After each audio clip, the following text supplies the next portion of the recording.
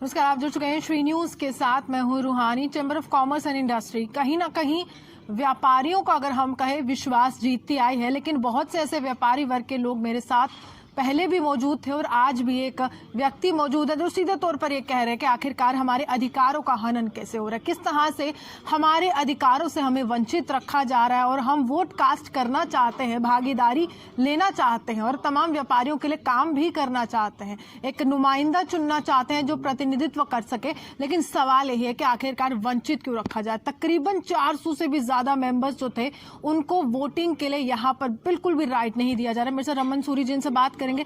क्या लगता है कि ऐसे क्या कारण हुआ कि 400 से ज्यादा जो मेंबर्स थे बिल्कुल उनको वंचित रखा गया इस बार? सबसे पहले तो मैं आपको ये बताना चाहूँगा कि ये जो 461 मेंबर है, 461 अप्रॉक्सीमेटली 500, 400 से ज़्यादा कहने में आप 500 कहिए तो अच्छा लगेगा। अब ऐसा है कि कोर्ट आर्डर्स के साथ ऐसा हुआ है, लेकिन कोर्ट आर्डर्स में कहीं ना कहीं कोर्ट को गुमराह किया गया है। इसमें बड़ी सिंपल सी थिंग है कि एक एप्लीकेशन मूव की जाती है जहां पे पॉइंट नंबर 7 में लिखा जाता है कि इलेक्शन जो है ये 2017 की मेंबरशिप के बेस पे करवाए जाएं।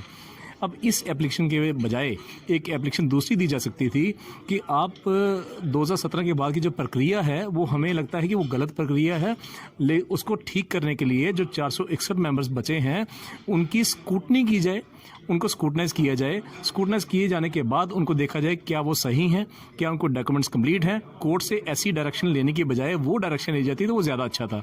लेकिन कोर्ट में एक गलत चीज़ देनी और कोर्ट ने तो जो डॉक्यूमेंट उनके पास गया उसी के आधार पर कोर्ट आगे से जजमेंट देगी। हमें न्यायपालिका पर पूर्ण विश्वास है। इसी के अगेंस्ट आज इलेक्शन अनाउंस होने के बाद जम्मू के जो 461 व्यापारी वर्ग है, जिसमें प्रोफेशनल्स भी हैं, इसमें प्रोफेशनल्स में एडवोकेट्स हैं, इसमें कंपनी सेक्रेटरीज हैं, चार्टर्ड अकाउंटेंट्स हैं, डॉक्टर्स हैं, ये सभी लोग आज कोर्ट में मूव कर चुके हैं। कोर्ट से उनको पूरा भरोसा है न्यायपालिका के ऊपर कि हमें वहाँ से किसी न किसी तरह से ऐसा कोई आदेश, ऐसा कोई संदेश आएगा कि इन 461 लोगों को संज्ञान में लेकर इनकी स्क्रूटनी करने के लिए इनकी कमेटी बनाई जाएगी। कमेटी गठित होने के बाद वहाँ पे बताया जाएगा कि इनमें से गलत कौन है। अगर कोई गलत होगा तो उसको कैंसिल कर दीजिए, अगर ठीक है तो उनको राइट्स दिए जाए। इतनी सी बात है, वो इसके अलावा कुछ नहीं है। सर, ये भी सवाल है कि किस उम्मीद के साथ ये तमाम मेंबर्स ये सोच रहे थे कि चलिए इस बार इलेक्शन होगी तो हम वोट कास्ट करेंगे, क्योंकि अगर इलेक्शन की बात कीजिए तो वो भी बहुत सवालों के घेरे में रही कि इलेक्शन नहीं हो पा रही है, और जब होने लगी है तो लोगों को क्या उम्मीद थी? हम लोकतंत्र में जो फंडामेंटल राइट्स हैं हम उनकी बात कर रहे हैं और लोकतंत्र के में पूर्ण विश्वास रखते हैं। हमें भारत के संविधान के ऊपर, भारत के हर चीज़ के ऊपर इतना भरोसा है। हम उस तरह के नागरिक हैं कि हम हमेशा साथ ही चलते हैं। और मुझे लगता है कि ये जब मैंने लिस्ट पढ़ी, एक लिस्ट थी मेरे पास अभी 461 लोगों की, जब ये लिस्ट पढ़ी मैंने तो मुझे हैरानगी हुई कि इतने अच्छे लोग जो हैं वो डिप्राइव कैसे हो सकते हैं। हमारे आदरणीय हैं, हमारे सम्मानीय हैं, हमारे श्रद्धेय हैं, हमारे सारे जो सीनियर मेंबर्स हैं चैम्बर ऑफ कॉमर्स इंडस्ट्री के, मैं उनसे कहीं छोटा हूं और चैम्बर ऑफ कॉमर्स इंडस्ट्री में कहीं बाद में जुड़ा हूं। लेकिन जब यहां पर आया तो मुझे एक ऐसा एहसास हुआ कि अगर Jammu chamber of commerce and industry जो है ये जम्मू के लोगों के लिए बात करती है तो मुझे भी इस डेमोक्रेटिक प्रोसेस में आना चाहिए। मैं भी इसमें कंटेस्ट करने के लिए यहाँ पे आया, एज ए प्रेसिडेंट यहाँ पर आया। लेकिन 4-5 दिन की जो प्रक्रिया हुई जिसमें मैंने देखा कि लोग भड़के हुए हैं, लोगों को शांत करने के लिए कोई ना कोई चाहिए। और मैं समझता हूं कि मैंने अपनी तरफ से पूर्ण कोशिश की कि इनको शांत किया जाए, इनको बताया जाए कि आपको राइट्स बाद में मिलेंगे। लेकिन जब मैंने देखा कि ये रुकने वाले नहीं हैं, इन्होंने कोर्ट में भी चले गए, उसके बाद मुझे लगा कि मेरा इस कंटेस्ट में शामिल होना मेरे लिए गलत है। मैं being politically and socially connected in Jammu, मुझे लगा कि मुझे इनके साथ देना चाहिए। और जब इनके पास मैं आया हूँ, इन्होंने मेरे से अप्रोच किया, मैं इनके पास गया हूँ अप्रोच के बाद इनकी, और इन्होंने बड़ी सराहना भी की और मुझे भी अच्छा लगा कि ये 461 मेंबर नहीं, मेरे लिए तो ये 4 लाख लोग हैं। ये 4 लाख लोग, मतलब मैं इसको 461 गिनता ही नहीं हूँ। 461 मतलब इनके फैमिली मेंबर्स है, 4 लोग हैं, ये सारे लोग साथ जुड़े हैं। अब इनको डिप्राइव किया जाना गलत है।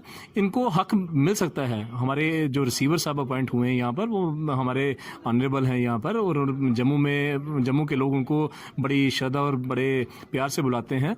और और वो एक बड़े सुलझे हुए व्यक्ति हैं। हमें पूर्ण विश्वास है कि आज की प्रेस वार्ता के बाद वो इसको ज़रूर संज्ञान में लेंगे कि ये ऐसा क्यों हुआ और इसको ठीक कैसे किया जा सकता है, क्योंकि वो एक लॉ नोइंग पर्सन है खुद। वो एक सर अभी उनको राइट नहीं है, वो अधिकार नहीं है कि वोट कास्ट कर सकते, लेकिन अहम सवाल ये कि जो यहाँ पर ये भी कहा जा रहा था कि हमें पहले कहा गया कि ड्यूज क्लियर कर दीजिए, हमने फीस भरी है, हमने पूरी तरह से आर्थिक तौर पर हर एक फॉर्मेलिटी को हमने निभाया है, तो इस तरह से अगर चैम्बर लगातार करता रहेगा तो क्या विश्वास पा पाएगा कि वो व्यापारी वर्ग कहाँ जाएगा? कभी भी व्यापारियों का विश्वास पाने के लिए उनके साथ रहना पड़ता है, ना कि उनको धिक्कार कर बाहर निकाला जा सकता है। किन लोगों ने ऐसा किया है इसको देखना बहुत ज़रूरी है।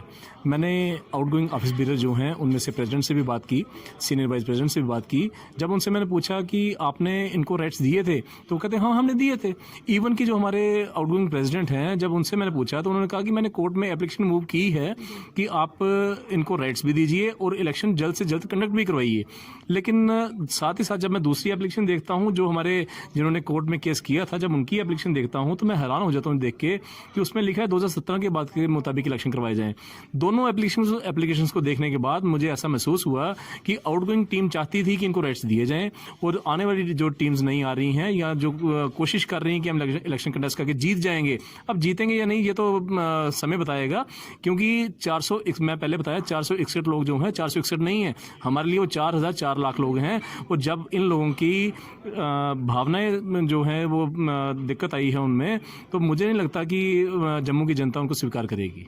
भावनाओं को आहत किया है तो अब ये इलेक्शन कहीं ना कहीं एक घमासान के रूप में देखें कि कुछ को अधिकार नहीं मिल पा रहे हैं, कुछ सवालों के घेरे में आ रहे हैं कि पहले भी यहाँ पर एप्लीकेशन मूव कर दी गई थी, कहा गया था कोर्ट को कि चुनाव करवा दीजिए, यानी कि व्यापारी वर्ग कहीं ना कहीं पिस रहा है। आज से नहीं, व्यापारियों को बार बार पीसा जाता है और ये गलत है। मैं चैम्बर ऑफ कॉमर्स इंडस्ट्री की जितनी इज्जत हम लोग सभी करते हैं, सिर्फ मैं नहीं, हमारे सभी मेंबर्स, हमारे सभी लोग, हमारे जम्मू के लोग, हमारी एडमिनिस्ट्रेशन, सभी लोग चैम्बर ऑफ कॉमर्स इंडस्ट्री की इतनी इज्जत करते हैं कि इसको हम निकलते हुए गुजरते हुए प्रणाम करके चलते हैं। क्योंकि हमें लगता है कि हमारा घर है, एक ऐसी संस्था है जो हमें कहीं की कहीं ले जा सकती है। और इसी के साथ हमें कोई दिक्कत आती है, समाज में कोई प्रॉब्लम आती है, बिजनेस कम्युनिटी को दिक्कत आती है, तो इसी के पास हम जाके अपनी गुहार लगाते हैं। आज इतना आहत होने के बाद हमें देखना पड़ेगा कि हमें जो लोग हमारे हक में नहीं बैठ रहे, 30-40 लोग कंटेस्ट कर रहे हैं, मैं भी उनमें से एक था।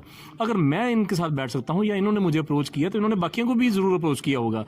अगर आज वो सभी कंटेस्टेंट मिल जाएं और इनके हक के लिए लड़ें तो सभी जीते हुए हैं। मैं समझता हूँ इलेक्शन लड़ना कोई बड़ी बात नहीं है, ना ही कुर्सी पे बैठना कोई बड़ी बात है। बड़ी बात है जनता में रहना, जनता के साथ चलना, जनता का साथ देना। मुझे तो ये लगता है कि हम जनता के बीच में रह के खुश हैं, चाहे कुर्सी मिले या ना मिले उसकी परवाह नहीं है। चलिए शुक्रिया। साफ तौर पर कि जनता के समक्ष रहना ही एकमात्र विकल्प होगा और जब भी कोई भी चुनाव आता है तो इसी तरह से सरगर्मियां तेज होती है। लेकिन chamber of commerce and industry का जो चुनाव है कानूनी दायरे से भी गुजरा और अब जो है जब दायरा बिल्कुल साफ हो चुका है, जब स्थिति साफ हो चुकी है, तो सवाल यही अहम है कि आखिरकार उन तमाम लोगों को उनके अधिकारों से वंचित क्यों रखा गया, जिनको आपने कहा था कि हम हर समय आपके साथ हैं, आपको किसी भी परेशानी में अकेले नहीं जाने देंगे। इसी के साथ जर्नलिस्ट पारस के साथ मैं रूहानी आपसे विदा लेती हूं।